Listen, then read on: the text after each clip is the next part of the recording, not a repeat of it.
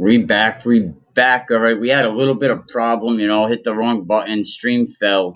Just waiting for Coach McCormick to tap back in. He just has to get the link, but I like everything Coach McCormick was saying. Great guest, has been doing so much in Rhode Island football, definitely for sure.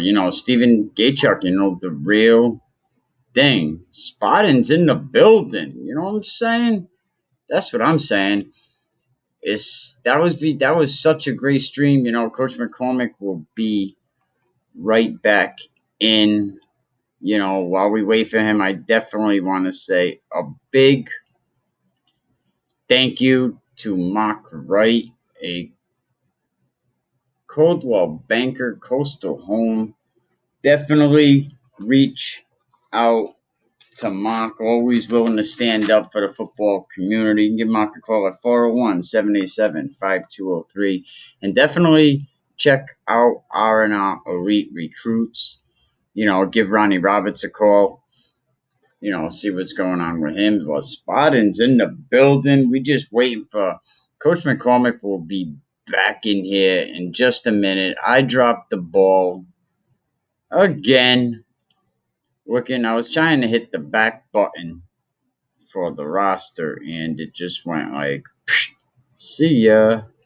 And that was the last thing that I wanted to do. So let's get the roster back up in here. There we go. We got the roster. So, Coach McCormick was explaining that, he basically has more kids than any other football program. I mean, if you look at all the kids that are from, let's take a look at all the kids that are from Rhode Island. You got Matt Gachuk, Tiverton. Who else we have from Cumberland? Dante Al Santos, J.P. Mason coming out of Bishop Hendricken. Now you might see their hometown and be like, he don't live in their hometown, but that's where their school was. Stephen Gachuk. Let's see. Here we go. Anthony Durante. Shout out to Ant. Pawtucket. Dewan Haves coming out of Shea. Shout out to the coaching staff over there at Shea. Central Falls. Tyreek Da Silva. Shine Fernandez.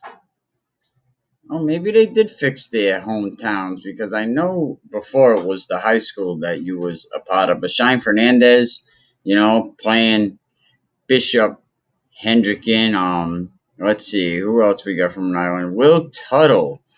I know his brother. He's a big advocate down in Providence. Aaron Perez. We talked to Aaron on the afternoon edition of the Can We Keep Real podcast. Check that out, going from Bulldog to Corsair.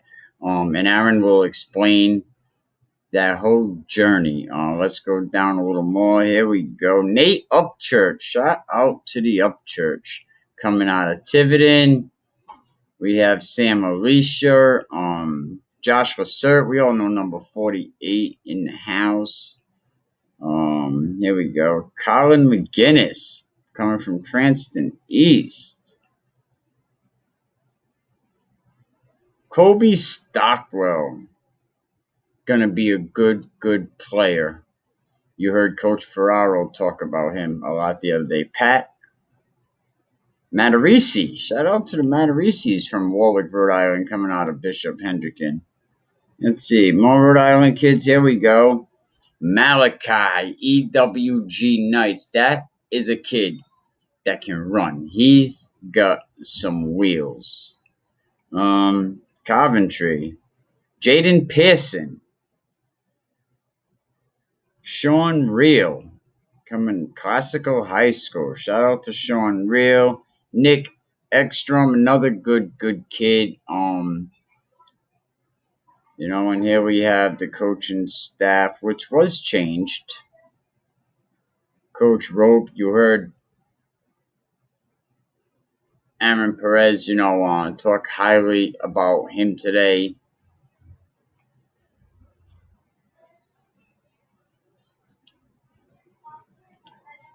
But yeah, that's basically, let's see who we got here. Coach Eddie in the house. I coach Dante, Shane, JP, all my goons. That's what I'm talking about. And if you're in one of the groups, I don't know, you got to authenticate to StreamYard. But if you're in a podcast page, it'll show me who you are. But if you're in one of the groups, it'll just say Facebook user until you authenticate. Now we don't play. That is, who's Eric Rube looking for? Who said that? Who said he's looking for me? That's my son.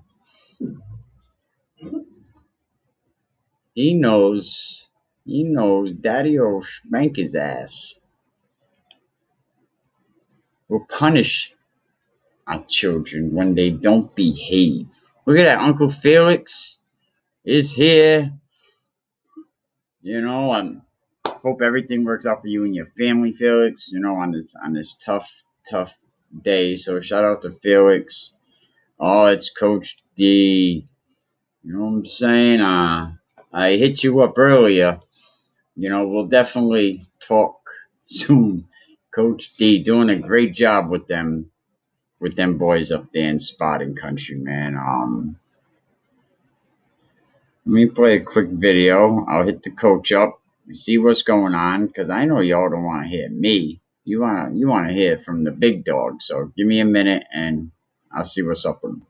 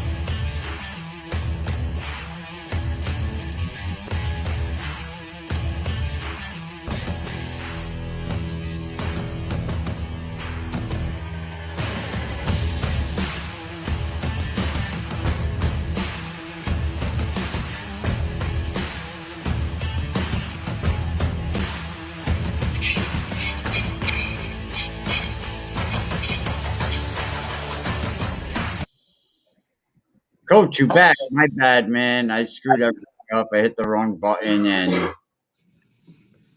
got you knocked out.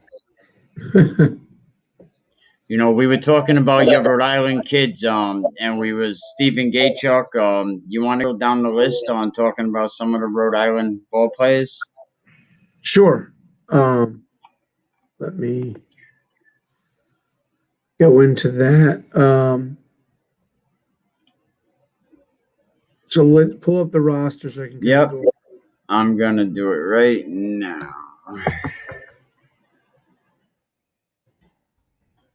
One second. Okay, go here.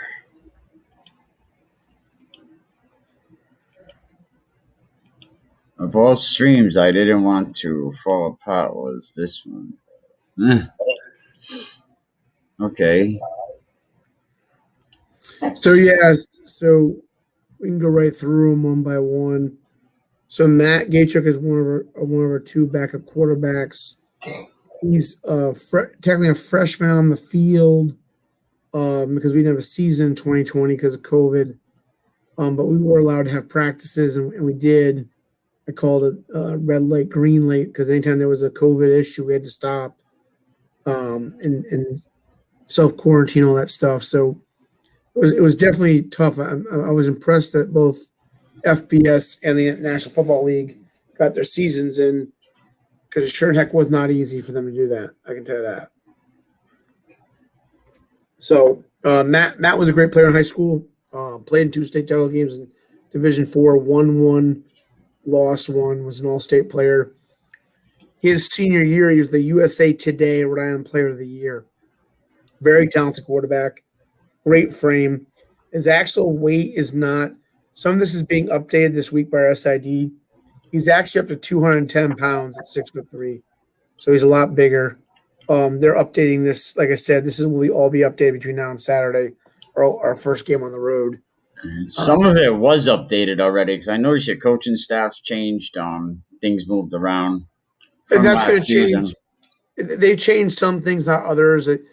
Our SID's got a lot on his plate right now. He's a really good guy, and he's working really hard. It just he's juggling all the fall sports himself, pretty much, from sports information, which is not easy. So, but he's doing a good job. He's just working through it, but he'll get it all in line by Saturday. So, Matt, like I said, Matt's a 6'3", 205, 210 pound Q, great frame, big kid, strong arm, very smart. Obviously comes from a very good pedigree. His dad played with me in college. Andrew, who's now a coach on our staff, was a great defensive lineman for us at Salve. I played with him in 1997 at Salve. We had the number 1 defense in the country in Division III football. So Andy also was a defensive guy. So it's funny that both the sons are very high-level quarterbacks, because he was a defensive guy in college, and a very good defensive guy. So, but, he made a good point. His son, like Timmy Cohen's son Liam, was around football his whole life at a high level. So, always around practice as a kid, and was always invested in the sports. And, Andy and his wife are great people, and the youngest sister's a really good athlete too. So that the family's all there in sports and academics. So it's great, actually. They're a great family. Then we go down the list. What do we have next? The Cumberland high school player, right? Dante? Dante was a very thin kid in high school, but very athletic. And he has worked harder than a lot of people. He's a very good-looking 180 pounds, extremely fast. Is very much a dual-threat quarterback because he can throw and run. He was actually, when he was a junior, he was the best wideout on the team at Cumberland. He had a great arm because they had another quarterback ahead of him.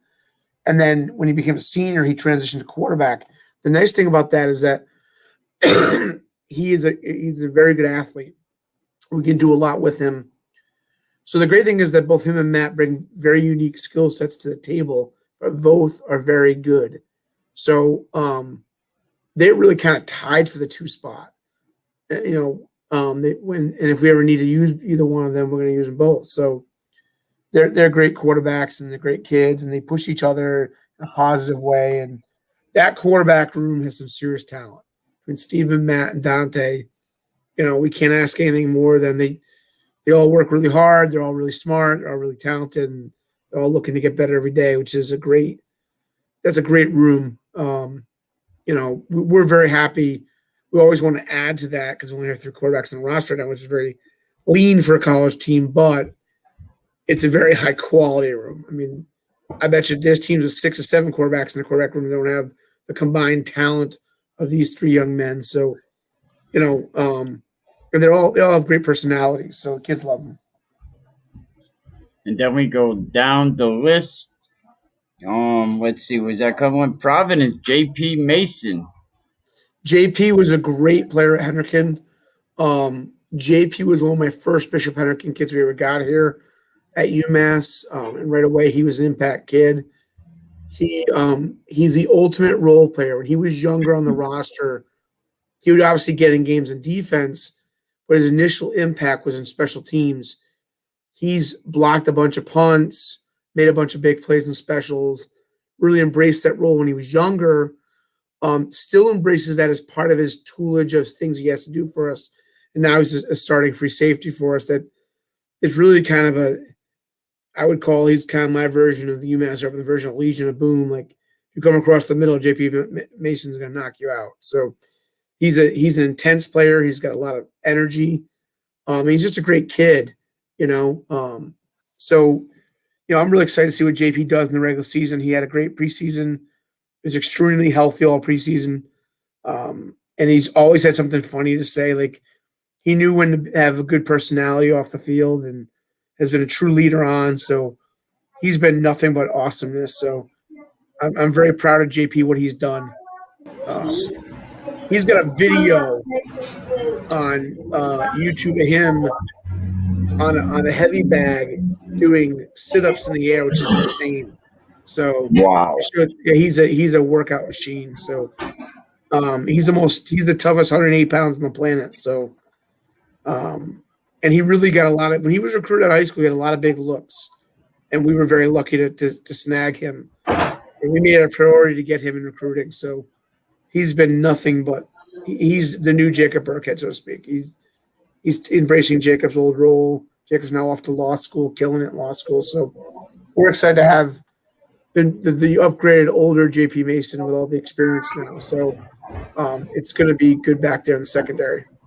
And Burkhead was an exceptional player in the classroom and on the field, wasn't he? Yeah, Burkhead was a straight 4.0 all 4 years. Got accepted almost every single law school he applied to. Had a lot of full ride offers to law school. I mean, his dad was a great football player in college. His dad's a principal over near Plymouth, Mass. Jacob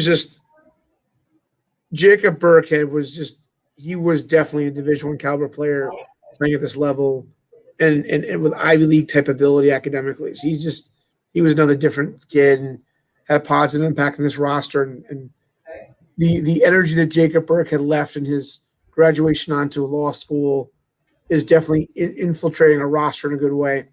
So, again, another generational type player like Steven that, if you threw the ball into Jacob Burkhead, usually he was picking off or causing, a pass breakup. So the thing was he just brought leadership.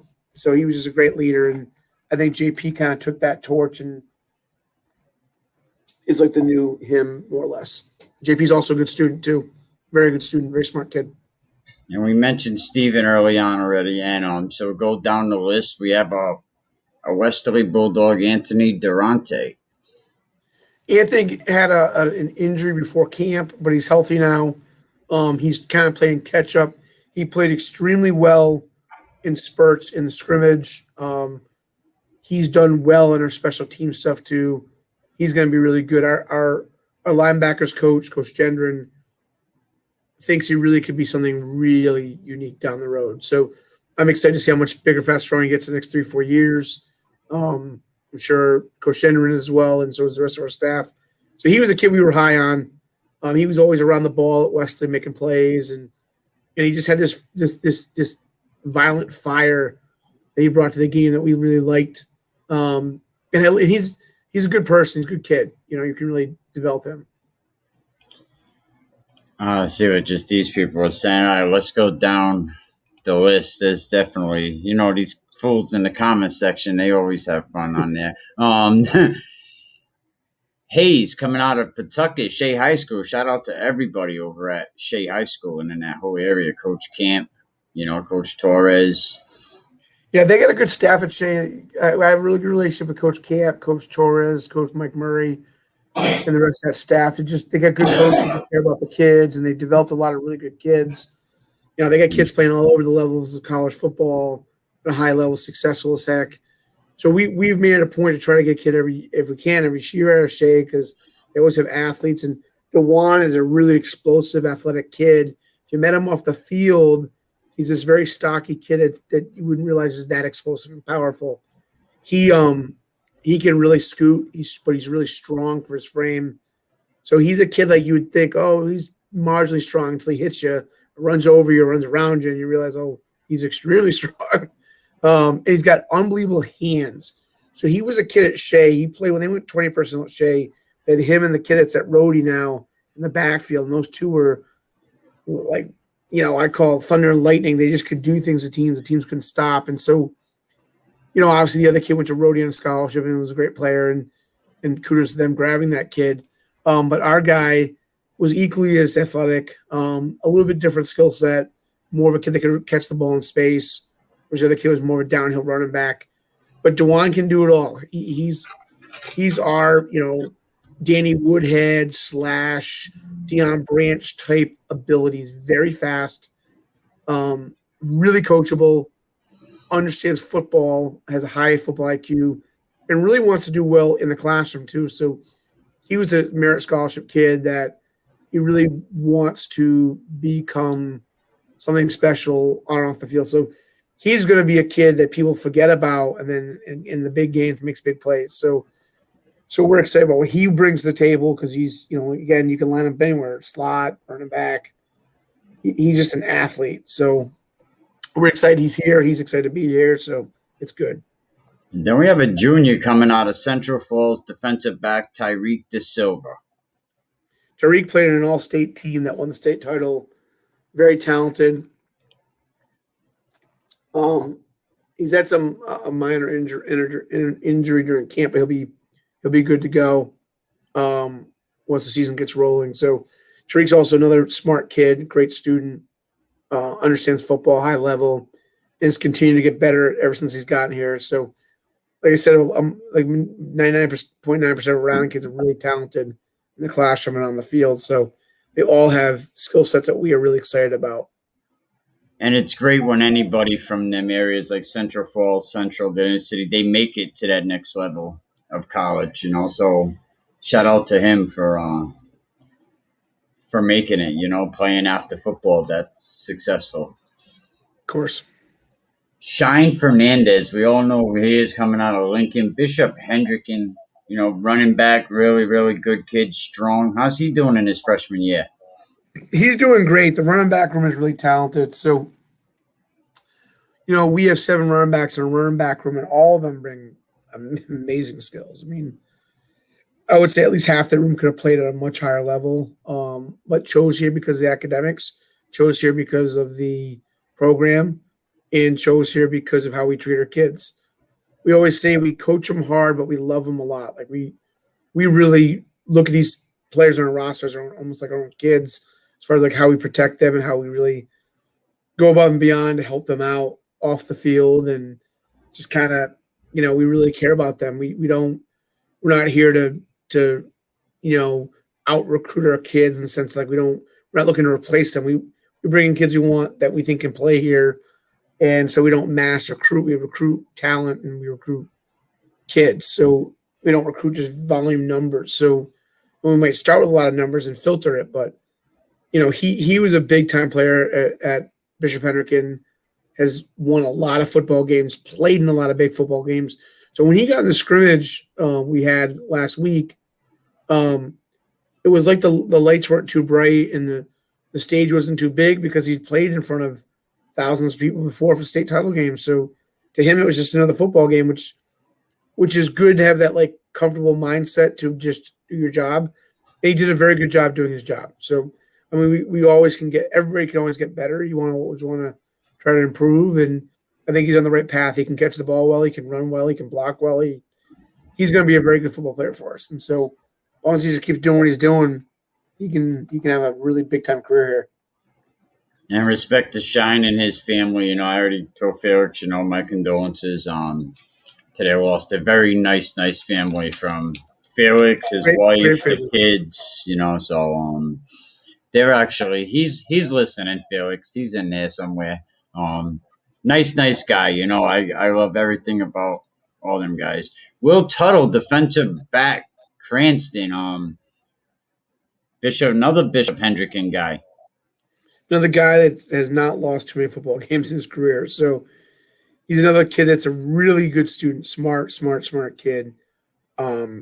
He's a nursing student, which is not easy. He's on a ton of different.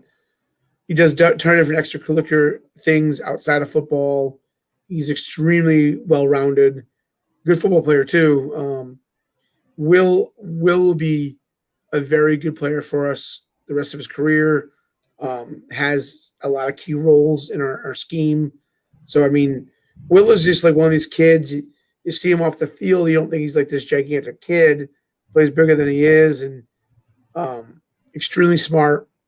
Does a lot of good things football wise. Like he's definitely a kid that you can count on to do the right thing always.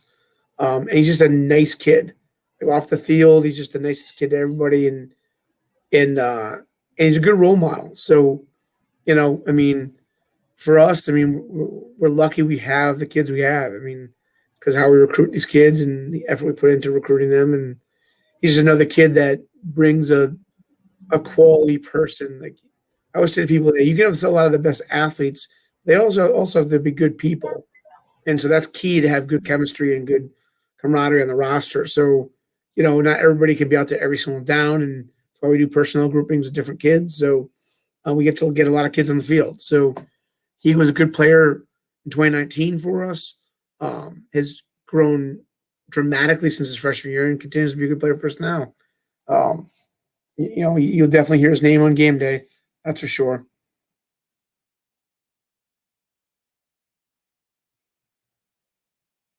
Mikey?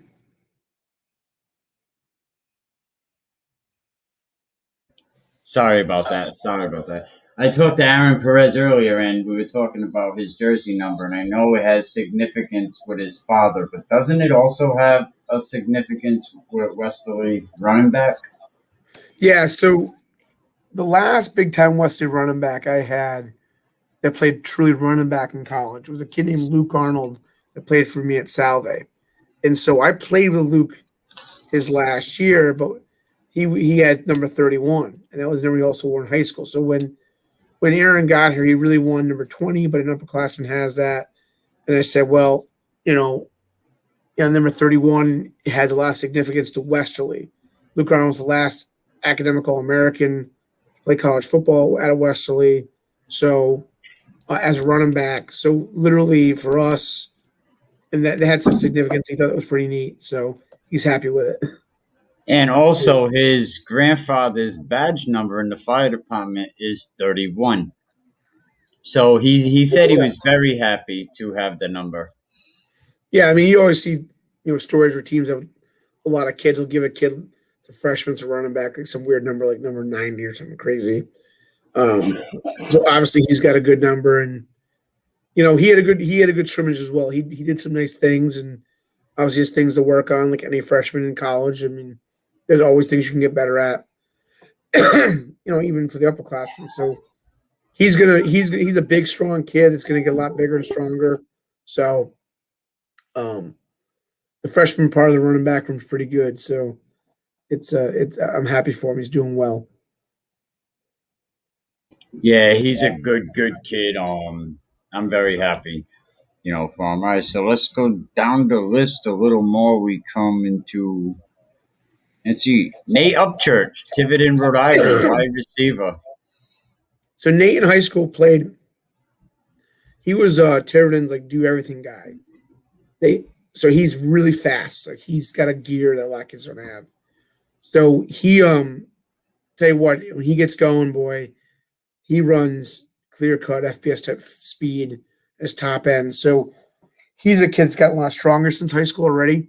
So we're really excited about him, what he can do for us in our offense. So, I mean, like I said, we have a lot of good weapons that are really talented that we're going to continue to develop while they're here. And I think once he gets the level as we need him to get to catching the ball consistently at the top of a route in space down the field, once he catches things in stride like a lot of older wide receivers can, he's going to be very hard to cover because he's got such crazy speed and explosive burst. So he's a great kid. And then you got a 6 foot, another one coming out of Bishop Hendricken. Let me get his. Hang on, I had to get the roster back up here. Sam Alicia, linebacker. Yeah, Sam was a multi-year starter for them. He was a captain for them. He was an all-state linebacker. Sam has really impressed this offseason. Do not be surprised you don't see Sam in a multifaceted role early on defense here. He was a kid that literally in camp are like, whoa. Like, I can see why he was as good as he was at Hendricken. You never know until you get them up to this level how good they'll truly be till they're here in our system playing in camp against older, bigger, fast, stronger kids. He has definitely been an eye opener, and he's got a great personality, and he's a kid that is going to have a long, good future here. So, I mean, you don't be surprised you hear his name a lot this Saturday. I think after that game, Husson's going to be like, whoa, who the heck is number 45? So we're excited for him, and he's having a great time here. He's loving it. Everything we said it would be, it's been and more. So I would think the Hendricken pipeline will continue. And we already know number 48, Josh Lacert, been a very good player in high school, went on with a boatload of hardware, and he's doing well for you guys. Yeah, he's one of our starting defensive ends. I'll tell you what, if you don't get your hands on Josh Lacert within the first 2 steps, you're not blocking him. He has that ability that he kind of reminds me of Dwight Freeney. He can spin on you, he can double move you, he can low shoulder, and he's got explosive power and speed that you see it at a higher level. He came in as a freshman around 200 pounds. He's now 225, very put together, tough as nails. I mean, he is truly a lumberjack, I call him. If you don't get your hands on and have him cover up the line of scrimmage, first 2 steps, he is going to win that battle 9 times out of 10. And he can pursue across the field like an outside linebacker. He's fast. Several seasons, I heard freshmen say that Josh Lacert was pretty much one of the first kids to reach out to the incoming class. We have a Division I transfer offensive tackle that literally was shocked at his explosive speed and power. And the first time they went against each other in 1-on-1s in our front drill, he even after the drill said, "Whoa, that kid can really move." And I said, "Well, how does he compare to the kids you played against?" He goes, "He's better." I said, "Really?" So, and he's a lot stronger than he was his first year, so and a lot bigger. So, and I think he's actually even faster, which is crazy. So, he was fast as a freshman, made a lot of plays as a freshman. But to put on 25, 30 pounds of muscle and be faster now, that's impressive. So he's another great 225 now? Mm-hmm. Right around 225, almost 230.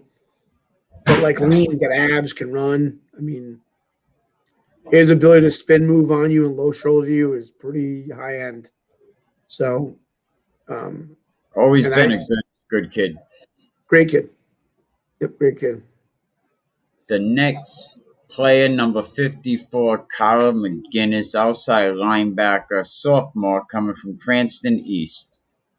So that's not accurate. We actually moved him over to offense. Okay. So we plan to use him in a multifaceted role. He was in high school. He was an H/lineman, so we're going to use him the same way on offense. Actually, he's got good hands, very good hands. And he's bigger than 230 now. He's probably about 250. He's big, and he's athletic. And Colin's a great kid. I loved recruiting him. Great personality. he kind of reminds me of an old school football player. He's just tough. And he was well coached by Coach Tom Santora, another good friend. Tommy's did a great job at Cranston East before he retired, and I still keep in contact with Tom.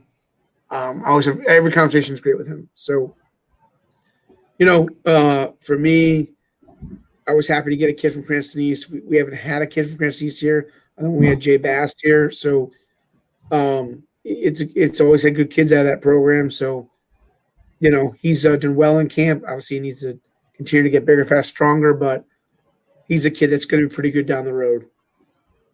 Another guy that's going to do good down the road, Coach Pennington says, "What's up, Coach?" He's my top fan. Every time he comments, it says "top fan" over his name.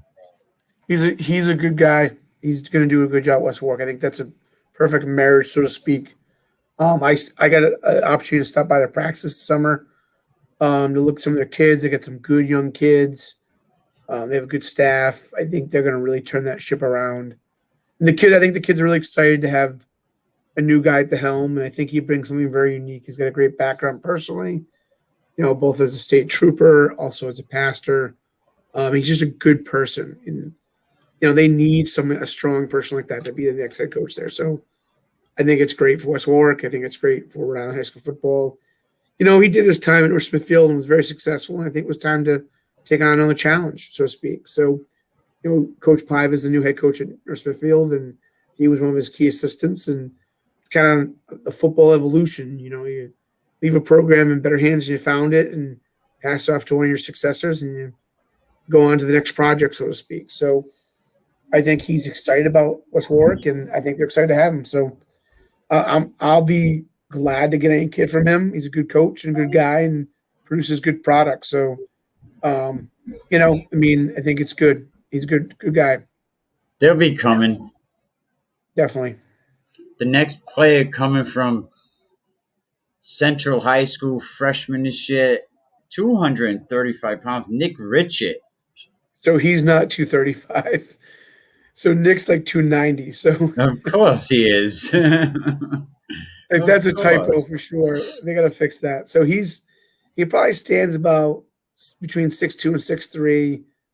He probably weighs, depending on the time of the day, between 285 and 295. He's very athletic. He can move well. He's tough. Nicest person off the field. Nick's like a gentle giant off the field. He's a tough kid. He's going to be really good. He's got some technique stuff to work on, but he wants to be good, and I think as the year goes on, he's going to get more playing time and continue to develop. So I recruited Nick personally. Obviously, I recruit all the Rhode Island kids personally, but Nick's a kid that's a really hard worker. He's actually originally from Louisiana. So this hurricane hitting down Louisiana is definitely kind of hitting home because he's got family down there. He moved to Rhode Island when he was like in middle school-ish, if I remember correctly, and him and his mom. And they actually moved out of Providence recently. They moved to Boston, Mass. Mom now lives in Boston, Mass, but he grew up in a big chunk of his life in Providence, went to high school at Central. He's a great player at Central. He's very close also to Coach Washington, who I've become pretty close with. So it's nice, to have relationships I have to get these kids. I mean, they know I'm going to take care of their kids and treat them right and do right by them. And that's the biggest thing is, you can't treat kids like garbage. Those days are gone. So, and so Nick's doing well. I mean, he started in a scrimmage. So on the tackle spots. So we played him at guard tackle. So he's kind of our utility guy. He just plays everywhere other than center on the line. Coach Washington is what Central needs. Yeah, I mean, I think he played there. It's his alma mater, and he's passionate about helping Providence kids go on to college and go on to play at the collegiate level. And I'm happy to have his kids. They have a great team coming back up there. They're going to be one of the guys shooting to knock off the king, so to speak. So I think it's going to be exciting to see them play. I mean, they got a lot of great athletes. We're looking at like 5 or 6 of their upperclassmen this year at least. So we definitely want their kids. And so will many other programs. I mean, they've really developed that program. That program is really doing well. And it's nice that they have the PCTA across the driveway there. I'd say it's a street, but it's really kind of driveway. And that's a really nice school building across from Central. That's part of their roster comes from the career and tech program there. So it's good. I mean, it's Central High School football is definitely doing some good things. The next player coming from Coach Ferraro, he was on a couple days ago. What a great guy he is. What a great coach. Kobe Stockwell. It says 280 here. What's he? 310? So he's probably more around 290. So he was even heavier before wrestling.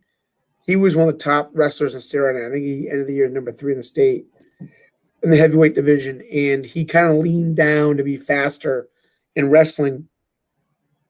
But he's really lean. He's got a lean waist for a kid that big. I mean, he probably, like I said, somewhere between 285 and 290 is a very lean 290. He can move.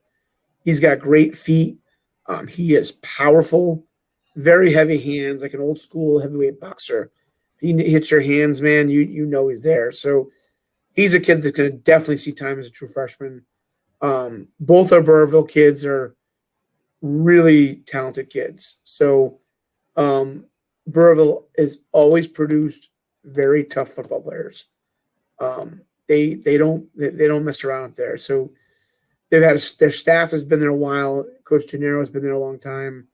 They have a very good community. Community loves football up there. It's like you back in time and you go to those games on Saturday mornings. I'll tell you what, you get there and there's a gazillion people.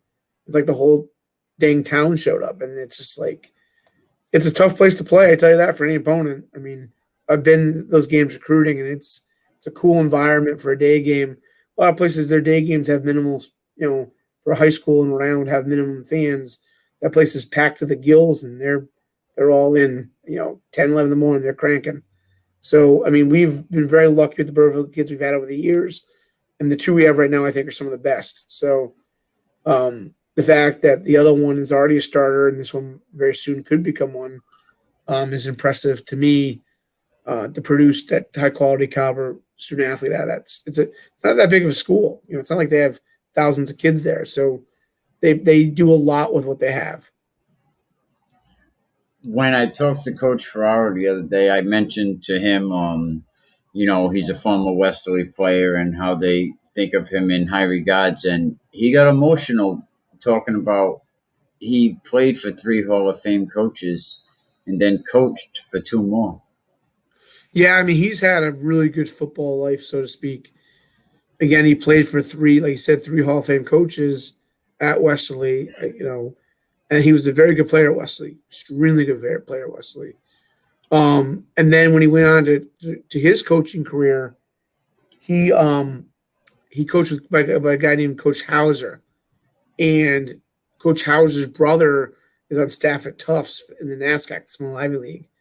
And Hauser family is a big-time football family, very knowledgeable.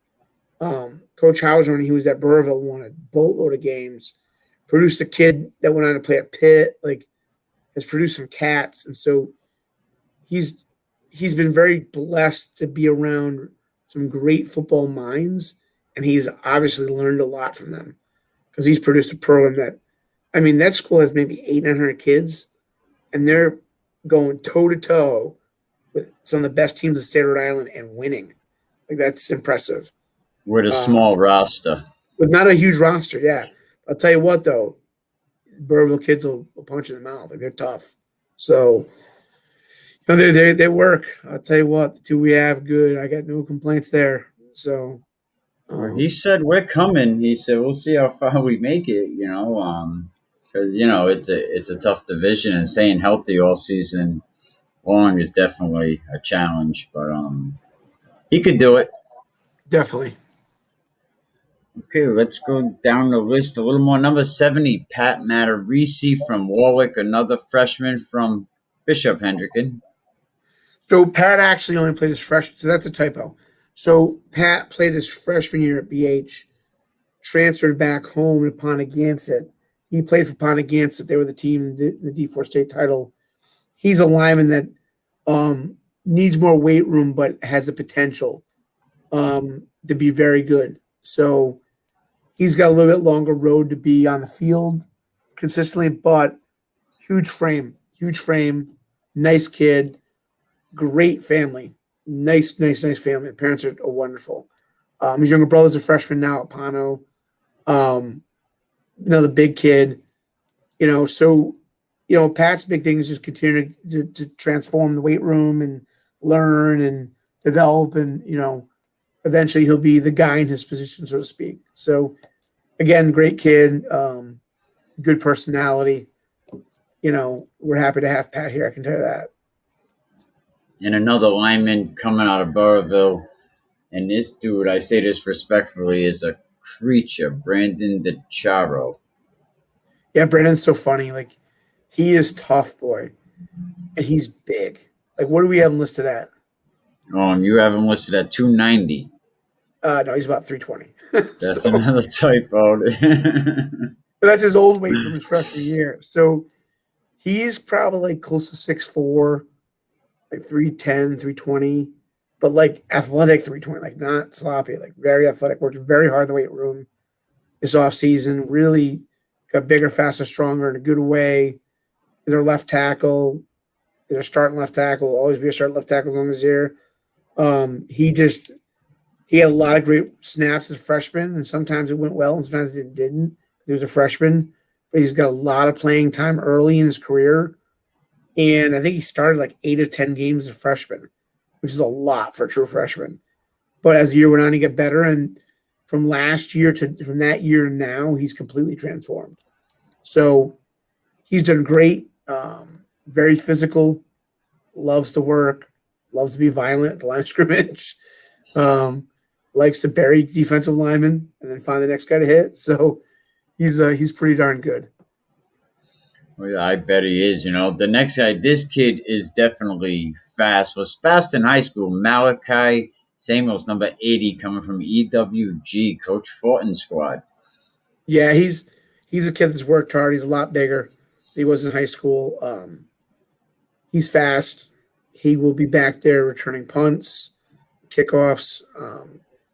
He's smooth in space. He understands where to break in his route. He understands how to catch the ball at the top level of his route. He's a kid that's going to produce as a true freshman or true first-year player. He was the best player, in my opinion, on EWG's roster his senior year, and he one of the better players in the state of Rhode Island, period. I think he would have been a starter or a good player on any roster in the state.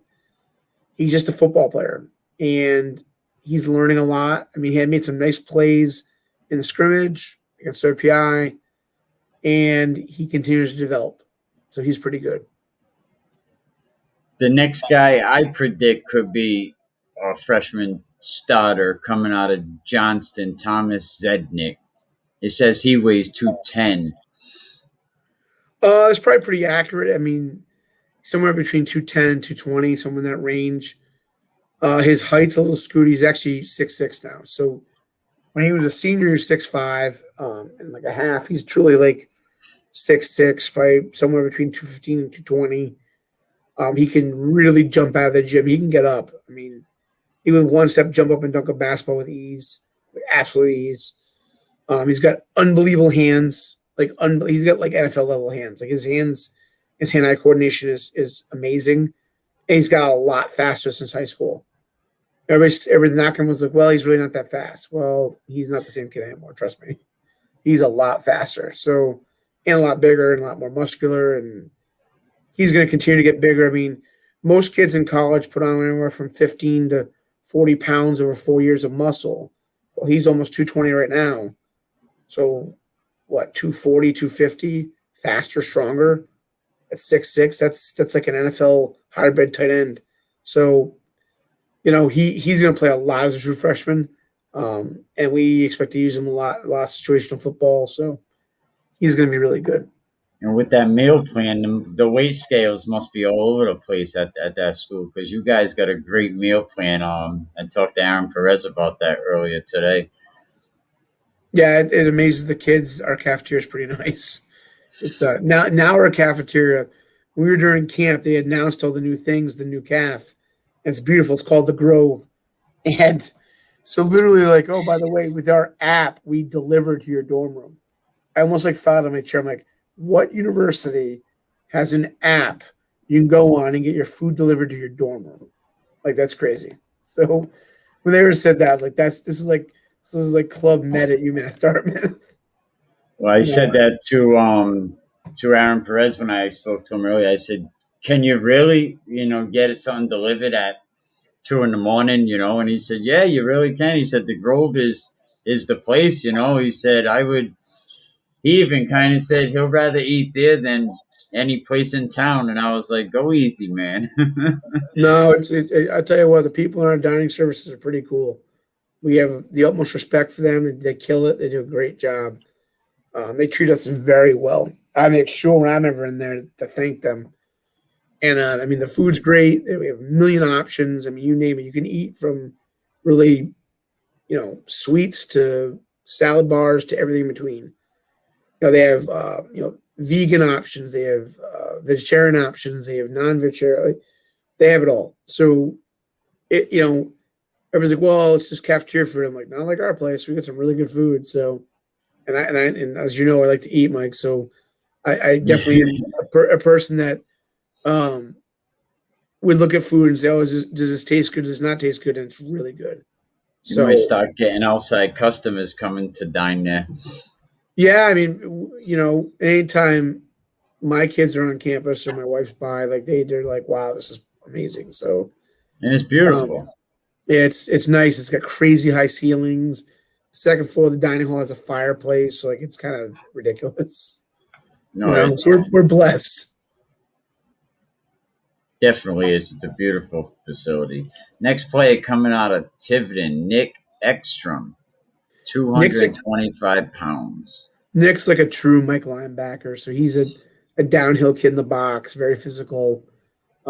Was actually the funny thing is the three best players in the Tiverton team when Matt Gachuk was the senior quarterback was Upchurch, Ekstrom, and Matt. So we got their three best players, probably the three best players they've had in the last couple of years, out of there that's playing for them, that played for them, that played for us.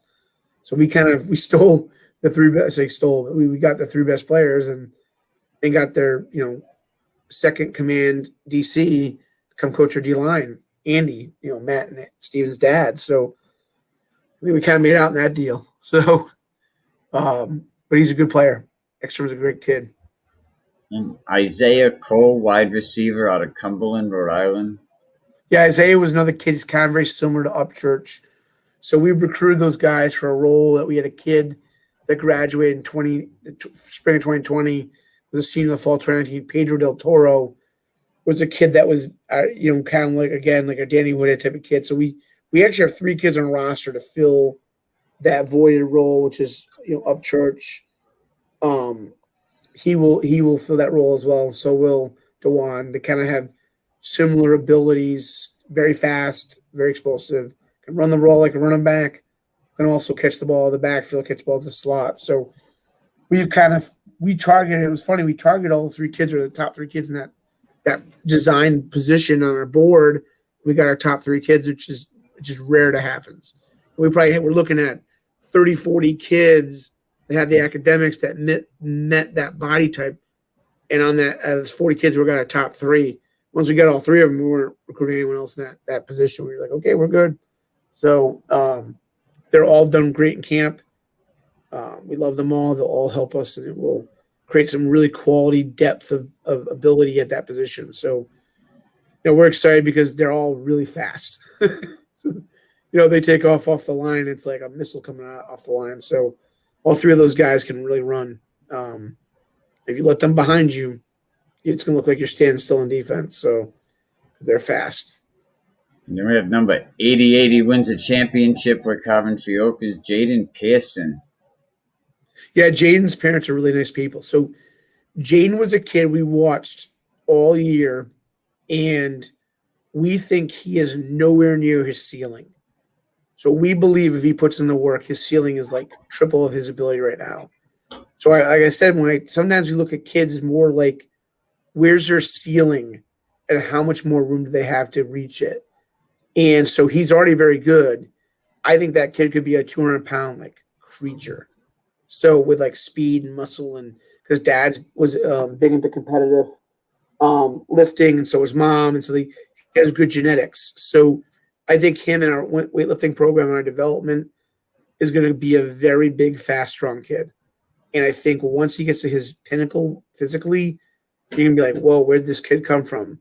Because his ceiling is so far beyond where he was in high school, and he's such a willing to work kid that I think he can actually get there. And I think he's the hidden gem off that Coventry roster. I think he was the kid that people weren't talking about, that I kept seeing make plays and do things. And I was like, well, if mom and dad have this genetic ability and he's nowhere near that yet, but he's got it in him, obviously, we went all in after him. He's got good hands. I think they should have thrown the ball more to people like him. But I'm not their coach, so that's just their decision how they do business. But for him, I think he's got a lot of potential. He made some nice catches in our scrimmage against WPI, against their ones, and they are always a good football team. And they're in the NUMAC, they're one of the top teams every year. So it was like he was going against like Joe Slappy. He was going against some very good players, doing some nice things as a young puppy, so to speak. So I was smiling ear to ear because I'm like, can you imagine 30 pounds of muscle on this kid and speed and development, what he's going to become? And so he's a good kid, and he's a kid that's just going to develop. So, his best football days are ahead of him, as long as he keeps on the same path. So he's done well, and we're happy to have him. Then the next player, this kid is tall, 6'4", Sean Real, Classical High School. So his weight's not accurate. He was 225 last year. He's the kid that was like a $195 as a freshman. He's right around the mid to upper 250s now as a D end. Wow. He is an ass. He was the kid I had sent you. I posted pictures of the kid jersey number 20. That's him. That's real. His game jersey is number 93. He's a big dude. He was cut. You see his stomach? His stomach was like, six packs. And he's like I said, he's six pack, like 250 six pack. So it's a big human. He can run like a linebacker, and he can play like a 3-tech DT. So he's got the body to play at the next level above us, I think. So that was basically the Rhode Island roster. Now you added some other kids you might want to mention, right? Some, we have some kids that have some injuries or are out right now. So, but those are the 25 Rhode Island kids that are active on the roster right now. Oh, okay.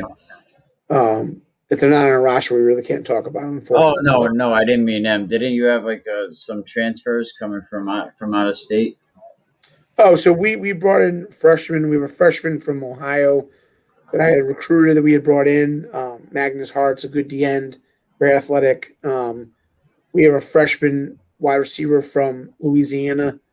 So prayers to his family because they actually were right down near the epicenter of where that went down with the hurricane. Very talented wide receiver, very fast, very explosive. He had some nice catches on scrimmage. Going to be really good. Then we have our second-year running back who's a starter, Luis Gonzalez. The roster lists him at 190, but he's not 190. He's like 225 now. Holds a lot of our running back lifting records, so he's very, very strong. He might be even closer to 230 right now. He's pretty big. He's Carlos Raballo, 310 junior, big boy. He's like 340 now. Of course. Carlos is a big dude. Carlos is a very athletic, flexible kid. He can do a split and put his chest on the ground. And you would never think you could do that being that big. But he was also a very high-end competitive high school wrestler and can move very well for a kid that size. He's got like Division I level speed for a kid that big. So we're moving him to actually into guard. He's going to play guard. So he's technically a junior in the classroom, but a sophomore on the field, so to speak. We didn't have a season last year. So he's got 3 years of eligibility. So does Deshario. So it's nice to have him for extra years. So he started as a true freshman like Deshario in the fall of 2019, and he started 9 of 10 games. So he's got a lot of experience. Shout out to Mark Wright. Look at that. He said the office looks great. Yeah, the office does look really nice. Thanks to Mark Wright for sponsoring these Mark episodes. does a good job. Excellent, Um, excellent guy. yeah, so to kind of bring up some other kids, we have our running back room is really deep. Marvin's Gene kid is big. The kid Jalen Apont is a big kid. I mean, on top of Shine, like that room is a pretty deep, talented room. I would say we probably have, if and I know I'm probably being a little biased, we have one of the best running back rooms in the country in Division III. Period. I mean, that room is. You look at the roster and go, dude. It's crazy actually. And they're all working hard to be a piece of the big puzzle on offense, which is nice to have a room that tight knit. They all have great skills. They all have a little bit different skills, but also some similar skills.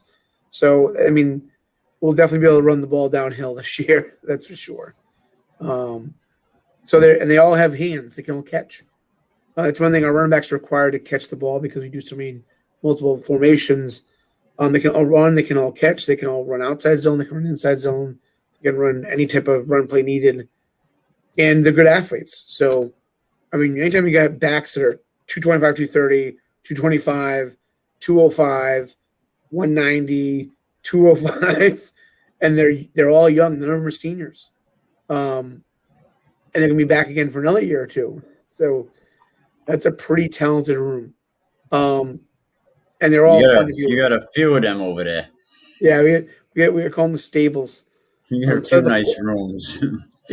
so the 4 horsemen, I call them the 7 horsemen. So they're pretty good, the 7 of them. So, I think that shocked, honestly, WPI when it was like one back after the next. It was like, oh, he's good. We're just laughing, going, wait till we kind of get the ball rolling. You'll see how good they really are. So obviously we got a lot of work to do. I tell people, this is my mindset. Either you're getting better or you're getting worse. It's never like be comfortable where you're at. You got to progress. So, we shouldn't be where we're at now. We should be far ahead of that this Saturday and the Saturdays going forward so that we continue to get better. So, and that's in every position. So, with that room's a good room, and then we got the tackle, Tyler, who transferred in from Merrimack. Big, huge kid.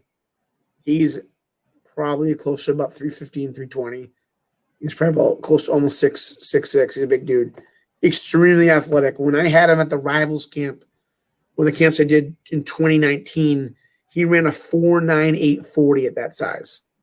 He can move. So, and he's extremely football IQ. Now, he obviously, like every younger player, needs to work on things to get better. But I think his ceiling's even way higher than where he's at, which is crazy because he's a Division I football player. So, very talented kid. Wanted to come here. One of his best friends was here. And, ended up putting himself in the portal and transferring here. So it's really interesting. Well, you're definitely doing a good job because, like I always tell you, I can't get to an episode whether it's a coach or whether it's Chris Molina mentioning you or Moses Muse or Coach Ferraro or like I tell people I got a pool going when someone don't mention you and but it's just respect to you, Coach Willie Edwards. Everyone What's speaks highly of you. funny? My philosophy has always been like, some coaches will like, I guess, so to speak, hate on other coaches because they're competitive against each other. My thing is like my attitude's always been during the school year, I get along with everybody except for like obviously the week of game week we go on, so to speak, radio silence, where we're getting prepared to play each other and it's kind of how it is. And then when the game's over, we're back to being friends and being close acquaintances, not friends. As far as our competitors in our conference, I actually have a very good relationship with 90% of the teams in our conference. They're coaches, so and the same thing with like I'm always it. I have friends that coaches at a lot of high schools in Rhode Island, a lot of high schools in all over the country, and it is kind of weird when you go recruiting, like because you want both teams to win because you're friends with both coaches, and you usually have kids from both those rosters, and I want to continue to have kids from those rosters. So I've always had a lot of respect for high school coaches because it's not an easy job. You got to deal sometimes some crazy parents. That happens. Crazy crazy administrators, and people that think they're Bill Belichick. So they're in the stands. But I always said to people, listen, like, I'll learn from anyone, man. It doesn't matter if it's a NFL coach, high school coach, Pop Warner coach, youth coach. Like, people can have a unique idea set that can have value. The minute you're going to stop willing to learn is when you start losing games egregiously. I tell people you always got to evolve. So, like, anytime I get ideas from my friends all over college football, like, I value that greatly because I don't know it all. I don't claim to know it all, and I don't, I always like say to people, listen, like, I'm gonna always do right by coaches, do right by kids, and I'm very transparent. And sometimes kids might not like what I'm telling them, but I'm telling them the truth. I will always tell them the truth. If we recruit a kid, we say, hey, we think you can play this position, even though you played this position in high school. It's because we really look at their ability and say, where would they fit the next level? Where does their skill set and their development kind of fit? We had talked about a player, you had talked about a player off the air that's now playing on the school that I said, hey, he's going to be in this position, this position. And sure enough, he's playing one of those positions. Yeah, you are pretty good. At school.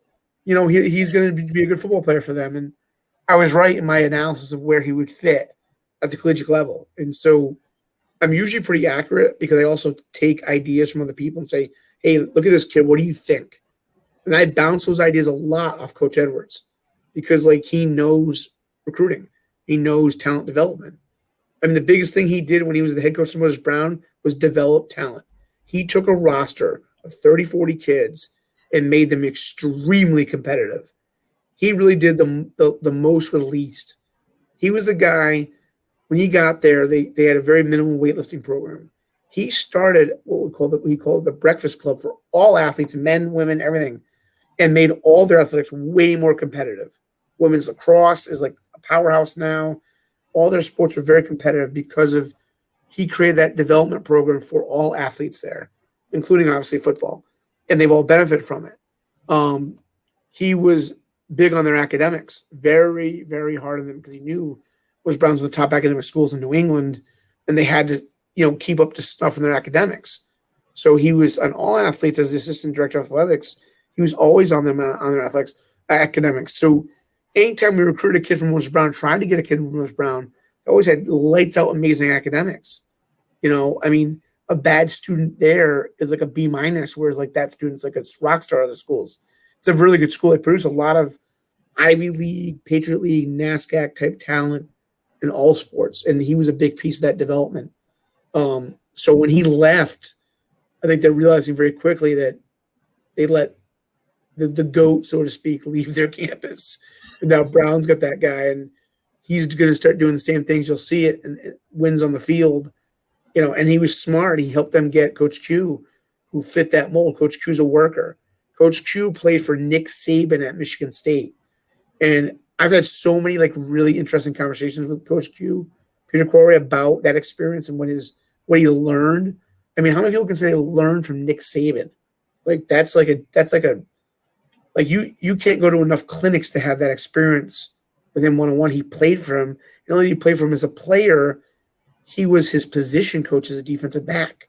So not only did he play for him as him being the head coach of Michigan State, that was his everyday position coach. So every day he had individual position meetings with Nick Saban for 4 years. That's crazy. I would love to be a fly on the wall of that experience because 4 years of that knowledge. I mean, some people get to spend an hour a couple of times a year with him in clinics, and they say they walk out of it saying the knowledge is amazing. Imagine every day. That's why he's a really good coach. He's driven. He's smart. He's learned from some of the best. And so now he's with Willie at Brown. How good do you think they're going to be really fast? I mean, I saw the kids they were getting to look at Brown. They got some serious, serious players coming to those camps. And they were yielding some of them in recruiting. They're going to climb that Ivy League ladder fast. Watch. You'll see a lot of wins this year, and then the next year it's going to be look out. So Coach Edwards said the Ivy League ring, that's his goal. Good goal. It's a pretty awesome goal. It is a great goal. Great guy. He's got 4 Rhode Island kids now this year. So and he All said four good ones. that's not the plan. He said it's not like we're trying to scoop up all the Rhode Island kids. He said it's all fitting in that way. Yeah, I mean he's finding every kid that fits. To go to the Ivy Leagues, you have to be obviously a ridiculously amazing student. I mean, you got to be the academics to get the Brown is mind blowing. One of my neighbor's sons is a Brown student, not a football player, and he was like valedictorian in the class, 4.0 everything, AP everything, and he had a hard time getting the Brown. Think about that. So they're recruiting football kids that have to be able to play at a crazy high level, but also those type of students. They're doing their homework to find every kid in their recruiting areas to meet that niche right now. They're doing it. So it's a lot of more work than people realize because you got to take a massive net of stud student athletes and filter it to exactly their check the boxes. And they're doing a good job of it. So, I mean, you'll see the proof will be in the pudding. I think you or I will realize that they've improved dramatically since 2019. They play each other week one for Browns week one. So, but they've done a great job. They had some amazing kids up the camps. So what people don't realize is that they have to actively recruit kids to come to their camps. They just don't want anyone just to roll in that's like an football player because it's kind of pointless at the camp, especially if it's a junior, senior. So they're trying to hand pick some of their kids to promote to come to their camps. So they have to network out there to find those kids that they think the potential could play in the Ivy League and get in, obviously. So they had some. I mean, I saw some kids at these camps, boy. They were just different humans. They were just different. And I saw 61 schools, FBS/FCS in summer 2019, and they had some of the best kids at their camps that I've seen in the last 3 years of camps. So, I mean, it was just like every camp was like, dude. You're like, whoa. And so I got to be a guest coach at all their camps, which I thank them greatly. And obviously we got to yield some kids as well. So it was good. I've got a great relationship with that staff and they have a great relationship with us and we sure heck appreciate them. So no doubt.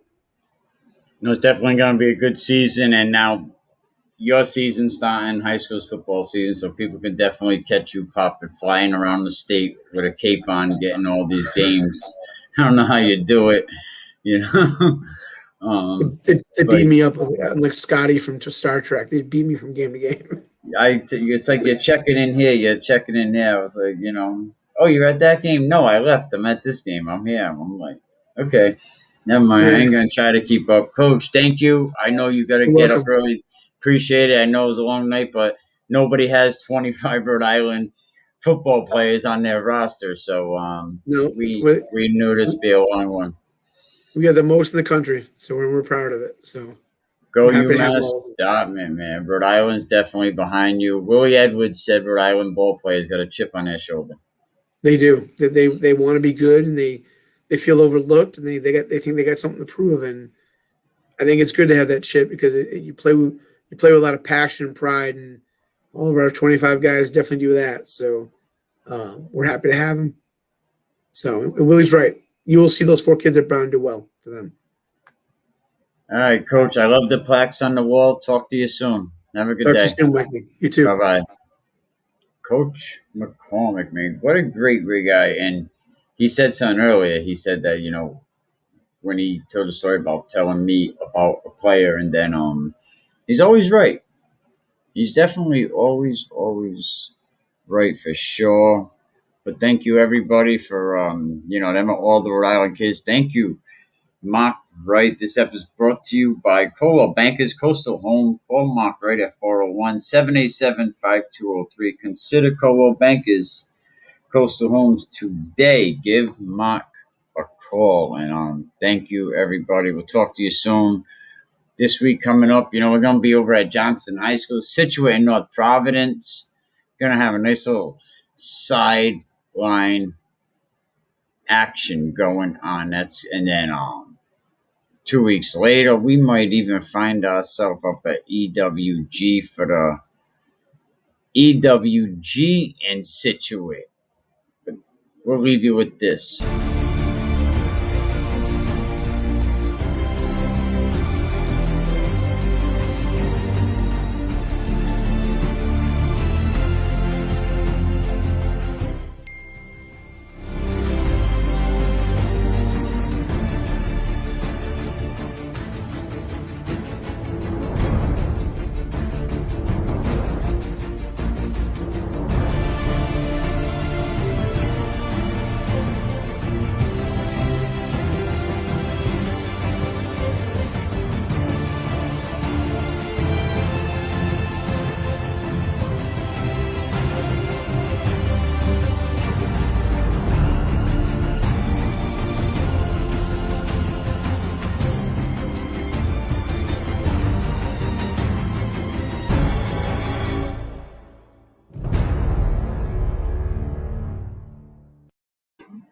All right. Thank you, Coach McCormick.